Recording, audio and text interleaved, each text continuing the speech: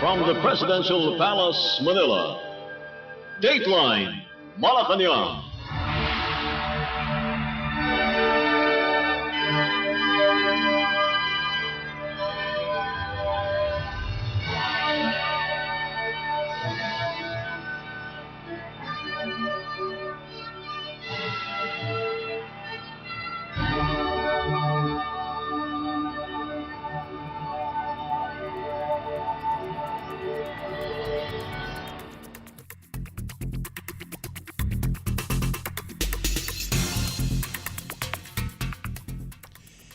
Good day.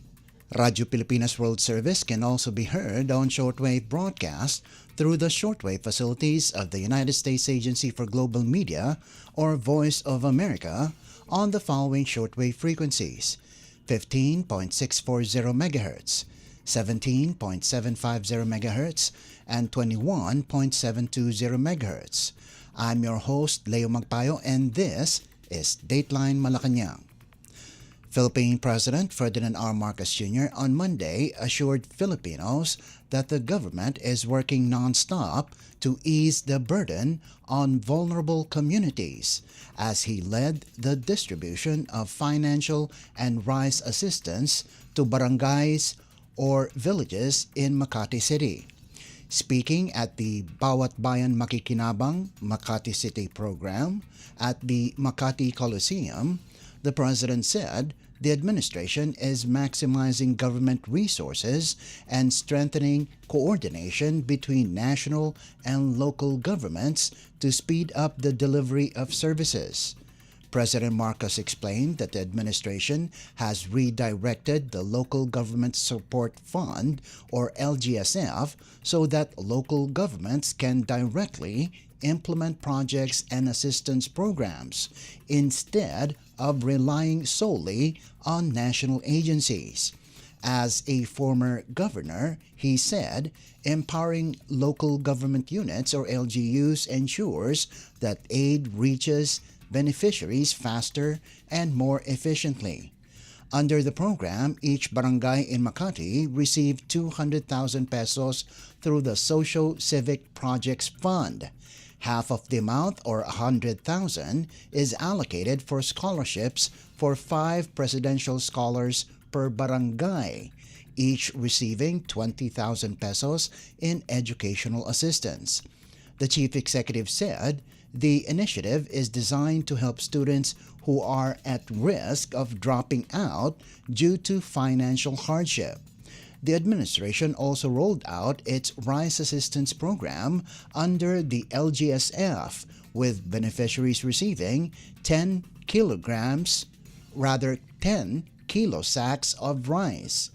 President Marcos emphasized that this is not a one-time distribution. Qualified recipients will receive rice 6 times a year or once every 2 months. The event also featured the turnover of barangay development equipment procured through the assistance program, underscoring the administration's push to strengthen local governance and community services. Asahan po ninyo na ang inyong pamahalaan ay hindi po natutulog, hindi po nagbabakasyon, kung hindi walang ginawa, kundi mag-isip ng paraan kung ano ang pangangailangan ng ating ng taong bayan, kung ano ang pangangailangan ng ating mga naghihirap na kababayan, kung ano pa ang aming magawa para makatulong. Ito po ay aming ginagawa. At bukod pa ron, kami po ay nakikinig din sa inyo. Kaya't sabihin po ninyo sa amin kung ano ang mga problema, anong nahaharap ninyo, anong klaseng tulong ang kinakailangan ninyo. At titignan po natin at kung kaya gawin ng pamahalaan, gagawin po natin yan. Huwag po kayong nag-aalala, dito po ang inyong pamahalaan, nandito po ang gobyerno na nag-aalalay sa inyo, na tumutulong sa inyo at tinitiyak na yung buhay po ninyo ay maging mas maginhawa, kahit kaunti lang, makapagdala po ng ginhawa sa inyong mga buhay. Philippine President Ferdinand R. Marcos Jr. Dateline Malacañang.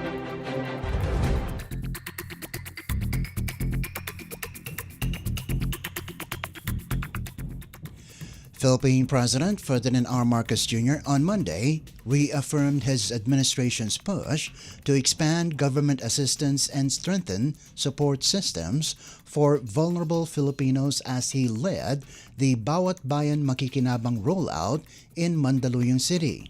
Speaking before residents at the Mandaluyong College of Science and Technology Gymnasium, the President said the government continues to look for ways to deliver timely and meaningful aid to communities still struggling with daily needs. Yan po ang ating ginagawa at patuloy po ang aming paghahanap ng iba't ibang paraan upang kayo po ay mabigyan ng tulong at kayo po ay naaalala, kayo po ay naaalalayan dahil po natin marami pa po sa atin ang nangangailangan ng tulong. Asahan po ninyo dahil yung pamahalaan ay hindi na kami nagpapahinga at kami ay lagi kami nag-iisip kung ano pa man ang mga paraan na magagawa natin upang matulungan ang mga kababayan natin na nangangailangan ng tulong at paano paratingin ang tulong na yan sa mga bayan para maramdaman at magamit lang. Kaya kasama po ninyo na ang pamahalaan ninyo ay nandito. Ang pamahalaan ninyo ay laging nag-iisip ng ibang lahat ng bagay na maaaring gawin upang tulungan kayo. At hindi naman na nag-uutos kami na hindi gawin. Sabihin, nakikinig din po kami. Kung may kailangan kayo, kung meron kayong nakikita kailangan ayusin, sabihin po ninyo sa amin. Gagawin po namin, ang kandaya namin gagawin po namin. At tuloy-tuloy po ang tatakutayan, hindi lamang sa gobyerno, hindi sa isa't isa. At sa ganun paraan, lahat ng pangangailangan at least malalaman natin at kung makakalaman natin. Kung hindi solusyon, pagtulong ang lahat. Yan po ang aming hangarin sa pamahalaan nito. At dito po kami, nakikinig po sa inyo, nag-aalalay po sa inyo, nag-aamahal sa inyo, at ginagawa na para malagay ang inyong mga is part of the administration's nationwide expansion of the Bawat Bayan Makikinabang program following earlier launches in Muntinlupa, Las Piñas, Parañaque, and Pasay. The initiative aims to strengthen grassroots governance by directing national resources to barangays while supporting education, food security, and local development. Among those who joined the event were Mandaluyong Mayor Carmelita Abalos, former Department of the Interior and Local Government Secretary Benjamin Abalos Jr., and former Mandaluyong Mayor Benjamin Abalos Sr. Dateline Malacañang.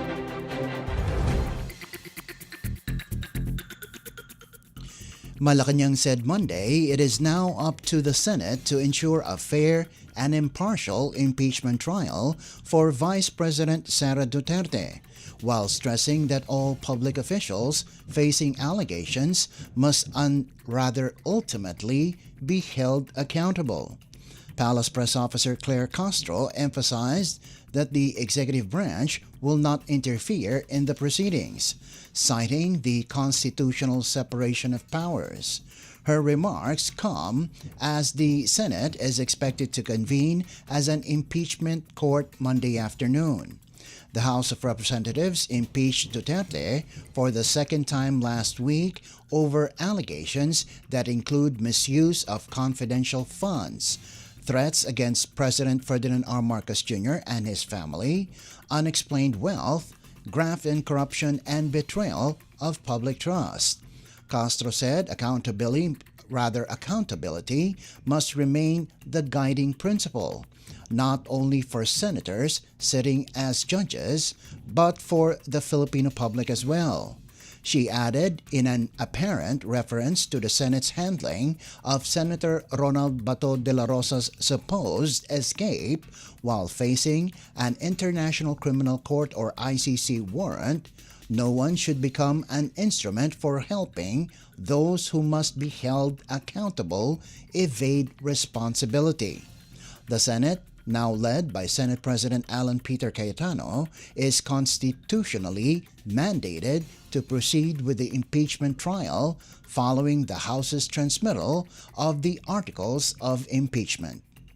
Alam naman po natin ang impeachment trial ay trabaho po ito at mandato po ito sa Senado.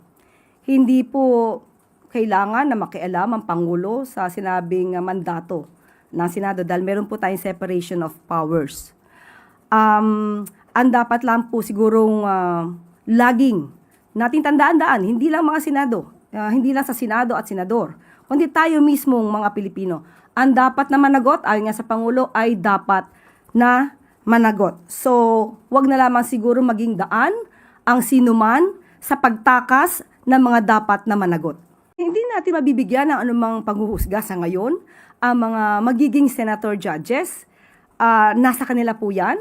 Tandaan lamang po nila na sila ay halal ng bayan. Nung sila ay nangangampanya, nangako sila na sila ay magsisilbi para sa taong bayan, hindi para sa iisang tao lamang. At yun nga lamang po, wag sila magsilbi, katulad na sinabi natin, na maging daan para sa pagtakas ng dapat na managot. Palace Press Officer Claire Castro. Dateline Malacañang.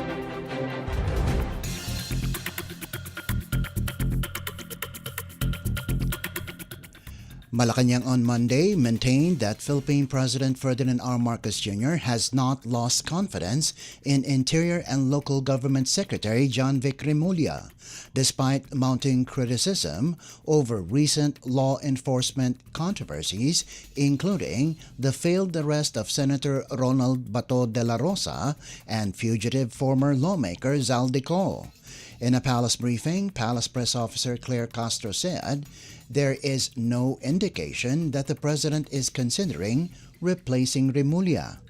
Her remarks come amid growing calls for Remulla's removal following the shooting incident at the Senate that led to the reported escape of De La Rosa, who is facing an International Criminal Court or ICC warrant.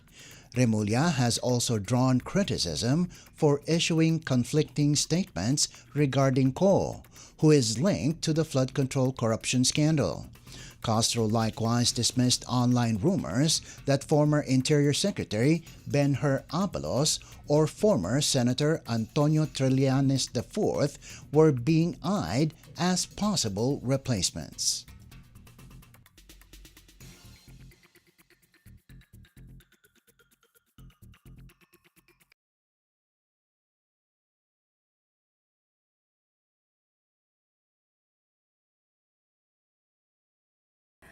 Wala pa pong anumang makukomento sa panawagang yan. Hindi po ito napag-uusapan sa ngayon. Sa ngayon, ang huling pagkita ko po na sila'y nagkausap sa aking huling, kumbaga ako'y witness, yung huling pagpupulong bago tayo nagkaroon ng briefing noong Huwebes.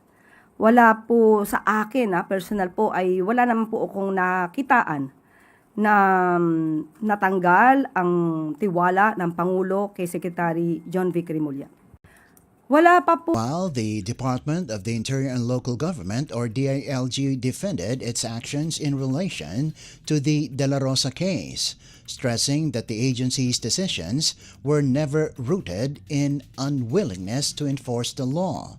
The department cited Section 17 of Republic Act or RA 9851, which allows the government to either surrender an individual to the ICC or pursue prosecution in local courts when an ICC warrant involves alleged crimes against humanity committed in the Philippines. The DILG noted that President Marcos had earlier directed agencies, including the DILG and the Philippine National Police, to await the Supreme Court's ruling on whether the ICC warrant can be enforced without corresponding Philippine court order. The agency also pointed out that Acting Justice Secretary Frederick Vida previously clarified that there was no order for a manhunt and that any enforcement action remained conditional due to pending Supreme Court proceedings and the Senate's decision to place De La Rosa under protective custody. Dateline Malacañang.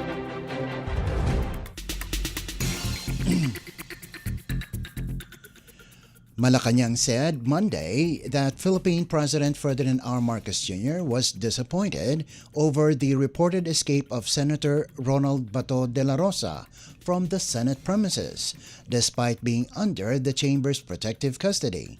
Palace Press Officer Claire Castro said the president's reaction was clear during a meeting with cabinet officials as they discussed developments surrounding the attempted service of an International Criminal Court or ICC arrest warrant against the senator. She clarified that the disappointment was directed at the incident in the Senate, not at the cabinet officials. Huling pangyayari patungkol dun sa di umano na pagtakas at pagkawala kahit na may protective custody ang Senado. Nakakadismaya naman talaga. Nung nagkaroon po ng meeting, inalam niya kung anong pangyayari at makikita mo sa itsura ng Pangulo at kung paano siya magtanong sa mga cabinet secretaries, nandun po yung disappointment. Hindi sa cabinet secretaries, kundi sa pangyayari sa Senado. The palace also rejected claims that the National Bureau of Investigation or NBI failed to serve the ICC warrant. There was no failure on the part of the NBI agents. Hinarang sila. The question is, was the Senate correct in interfering with the service of the warrant of arrest? Dito makikita nyo kung sino ang may respeto sa isang institusyon at sino ang hindi rumispeto sa batas. Castro said the administration remains committed to enforcing the law fairly and consistently. She noted that the Office of the Solicitor General has already described De La Rosa as a fugitive and that the senator, the chief architect of the Duterte administration's drug war, will be arrested if he attempts to leave the country. The controversy erupted after reports that De La Rosa had allegedly left the Senate premises despite heightened security and ongoing discussions on the ICC warrant tied to killings during the anti-drug campaign.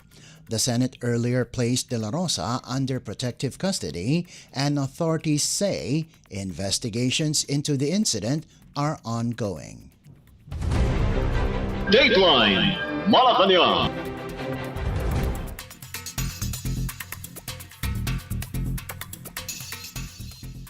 Malacañang on Monday rejected claims that the Senate was under attack during last week's shooting incident, stressing the upper chamber remained secure and National Bureau of Investigation or NBI agents respected Senate authority throughout the commotion. Palace Press Officer Claire Castro said descriptions of a Senate siege were inaccurate, noting that the official accounts from law enforcement agencies did not support claims of an assault on the institution. Senate siege. Was it under attack? It was not. The Senate was not under attack. You can see that from the news, not only from the statements of the NBI and PNP. It was only the statement made by Senator Alan Cayetano. So as far as we are concerned, as far as the government is concerned, Senate was never under attack. Castro said what transpired was a contained security incident involving coordination issues between personnel stationed at the Senate complex and NBI agents deployed near an adjacent Government Service Insurance System or GSIS facility. She added NBI operatives did not disregard Senate authority during the operation. On the evening of May 13, tensions in the Senate escalated after gunshots were heard while Senator Ronald Bato de la Rosa was inside the complex where he is under protective custody to prevent law enforcement action linked to an International Criminal Court or ICC arrest warrant against him due to killings during the Duterte administration's anti-drug campaign. Initial accounts from Senate officials, including Senate President Alan Peter Cayetano, described the incident as a possible attack, citing security alerts and confusion inside the chamber. However, the NBI and the Philippine National Police or PNP later said the situation involved warning shots fired during a tense standoff near a restricted access point between the Senate and GSIS compound. Authorities have also maintained that Senate security personnel and NBI agents both discharged warning shots during the confrontation, which triggered a temporary lockdown and investigation. Castro said the palace cannot conclude whether the incident was staged or orchestrated, but urged the public to rely on verified reports and ongoing official investigations. Dateline Malacañang.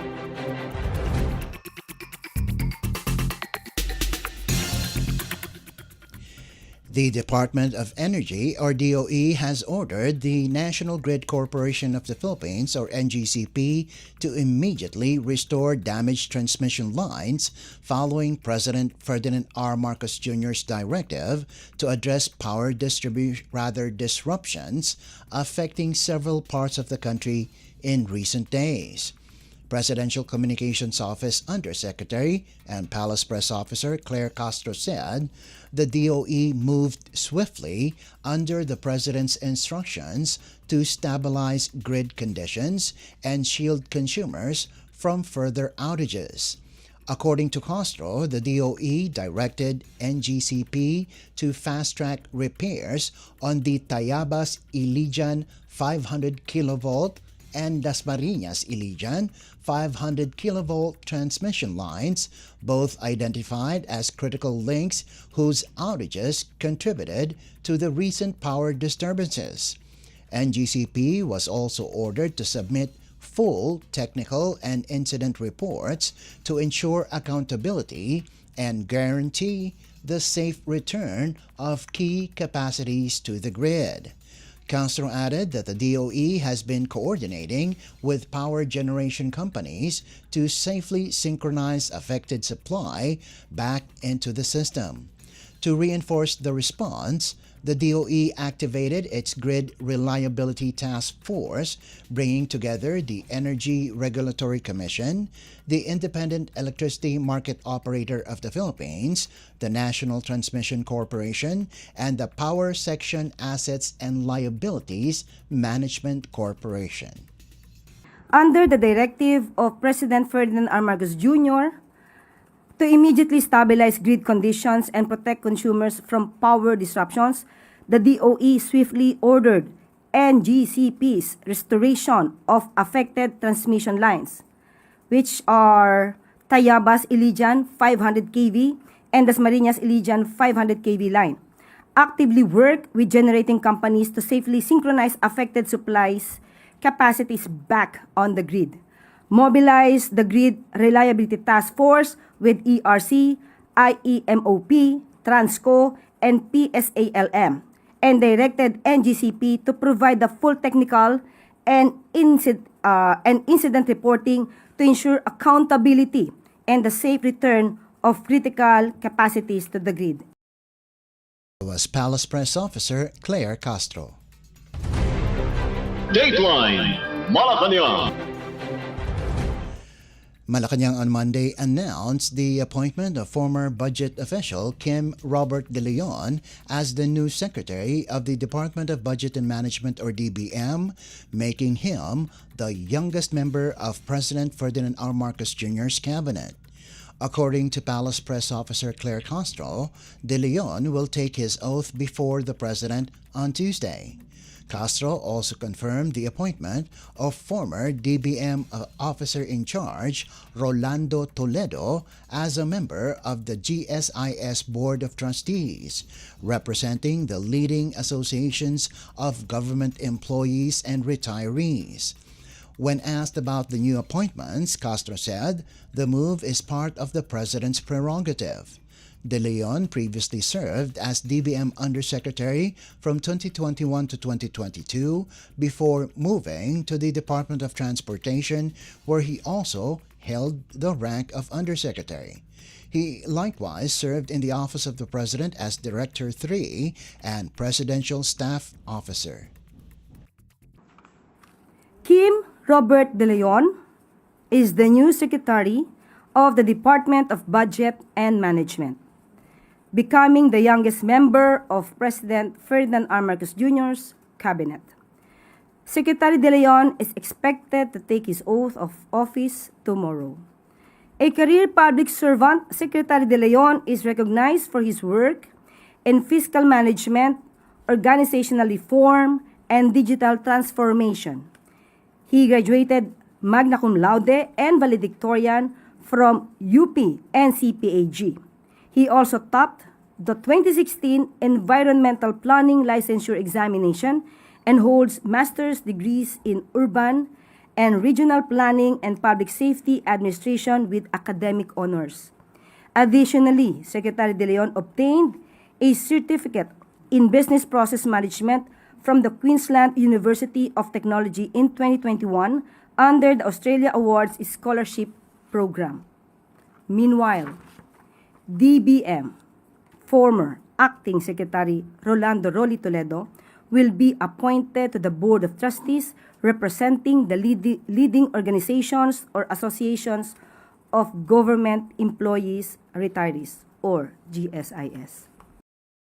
That was Palace Press Officer Claire Castro. Dateline Malacañang.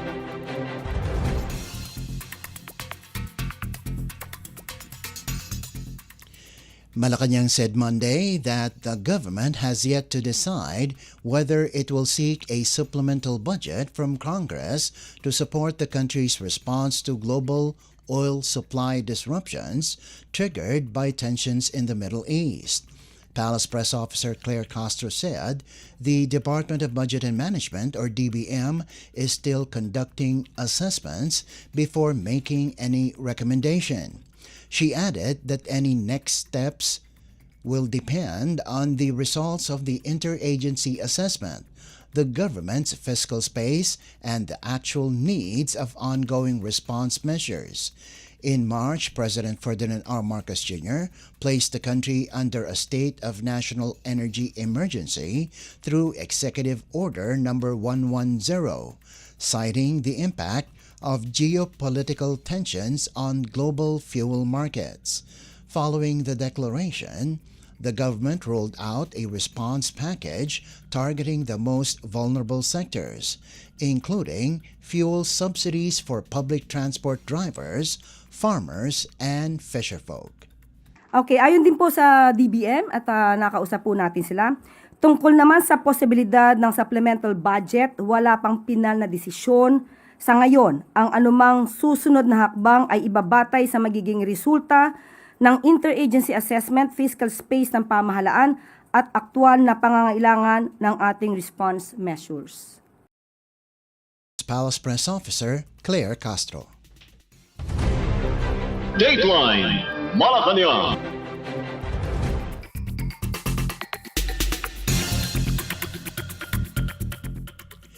And news from the Philippine Senate.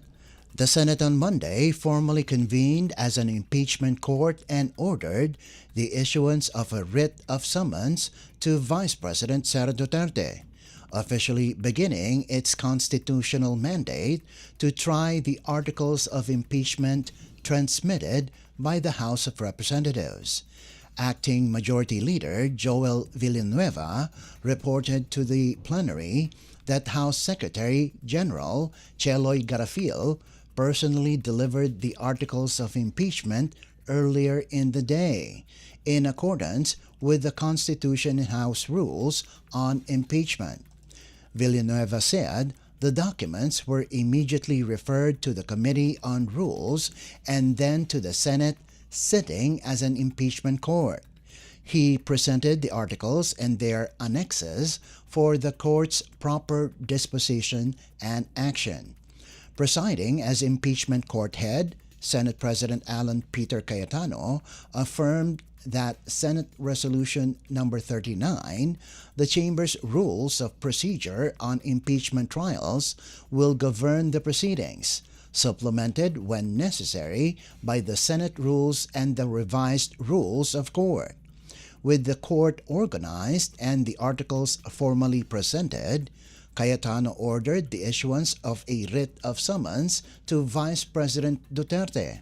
She is required to file her answer within 10 days of receiving the summons, a deadline that cannot be extended.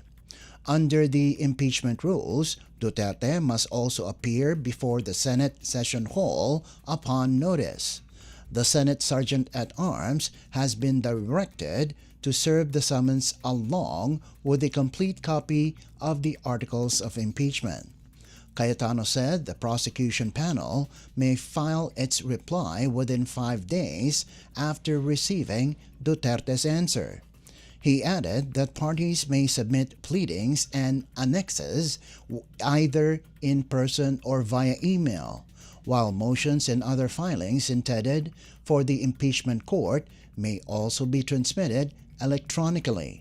Specific guidelines on the format and method of electronic filing will be released to all parties.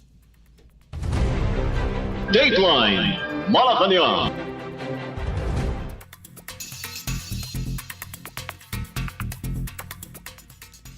Meanwhile, senators on Monday elected Jose Luis Montales as the new Senate Secretary, replacing Mark Leandro Mendoza as the chamber moved to reorganize ahead of its work as an impeachment court in the trial of Vice President Sara Duterte. Acting on the recommendation of the majority, the Senate formalized Montales' appointment as part of what Senate President Alan Peter Cayetano described as the chamber's immediate priority, organizing the Senate and acting on the articles of impeachment transmitted by the House of Representatives. Montales, a lawyer and former House Secretary General, previously served as Taguig City Administrator and as Foreign Affairs Undersecretary overseeing civilian security and consular affairs. Born in Calapan City, Oriental Mindoro Province, he studied philosophy at Ateneo de Manila University, earned his law degree from the University of the Philippines Diliman, and passed the bar in 1994. Cayetano earlier said the majority bloc agreed to first settle the Senate's internal organization and the referral of the impeachment articles to the Committee on Rules, which he expects to report out right away so the chamber can formally convene as an impeachment court. Meantime, Cayetano said the Senate has yet to decide on the status of acting Senate Sergeant-at-Arms Mau Aplasca, who is facing an ombudsman suspension order in connection with the May 13 shooting incident inside the Senate. He said the chamber is weighing several options, including complying with the ombudsman directive, asserting the Senate's authority over its own officials, or elevating the matter to the courts. Cayetano stressed that the Senate's focus remains on reorganization and preparations for the impeachment trial, with other matters to be addressed afterward. Dateline Malacañang.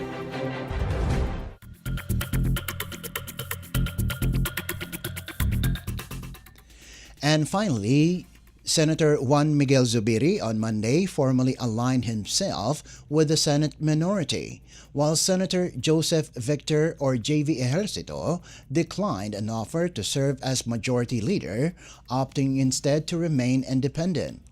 In a manifestation on the floor, Zubiri said he wished to be associated with the minority bloc following last week's leadership change that installed Senate President Alan Peter Cayetano.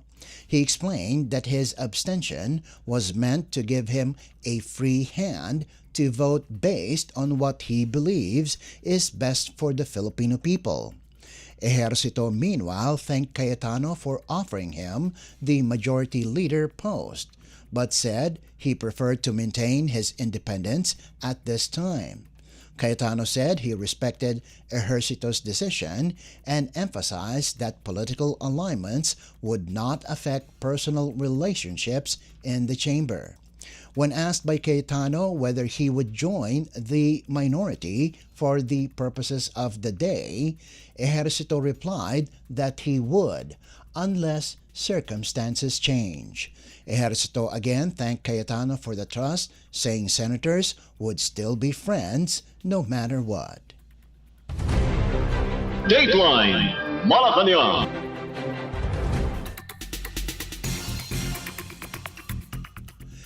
Before we conclude our program, Radyo Pilipinas World Service of the Presidential Broadcast Service can be heard over the following shortwave frequencies: 15.640 MHz, 17.750 MHz, and 21.720 MHz.